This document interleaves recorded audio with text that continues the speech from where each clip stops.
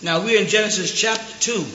After going through the whole Genesis chapter 1 story, and the male and female created he him in verse 27, and it says the Lord, and so God created man in his image, in the image of God created he him, and then male and female created he them. Meaning that first he made this mortal man like him. Here's a very important point. Read the 27th verse. I'll read it because you probably can't get there. So God created man in his own image. In the image of God created he him. If you ask any Christian, any Muslim, or any Jew, anybody of the monotheistic religion, what is the image of God?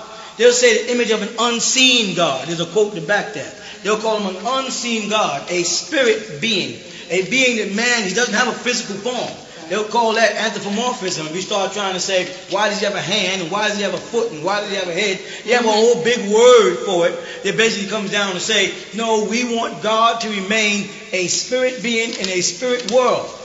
You follow that? And then when you come to the Bible and go to Genesis chapter 2, verse 27, so God, right, created man in his own image. Therefore, the first creation of man, right, would not be in a physical form.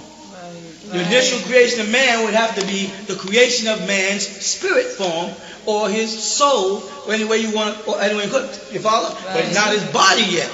Because he's going to go on later on and grab the dust of the ground. You find that quote? It's in Colossians chapter 1, verse 15. It says, who is the image of the invisible God? You're talking about Christ.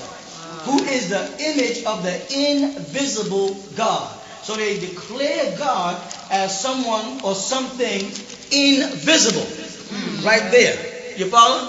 And then you go back to Genesis chapter 2, verse 27, and it says simply what?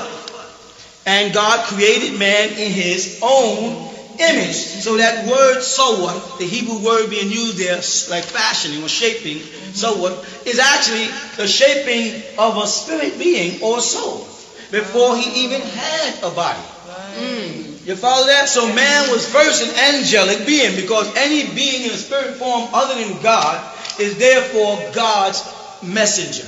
Right. And thus God will impart a message to that spirit being so that it could be a mediator between him and mortals who could not stand the power and presence of God's glory and grace and goodness. It would just explode man. It became directly in the direct presence of God. God is so good that the goodness would overwhelm man. So God created mediators between himself and man the same way you channel down energy so you can see a light bulb. If you went to the direct source of that light bulb over there, the electricity would blow you up. That electricity would be equivalent to God versus the light bulb.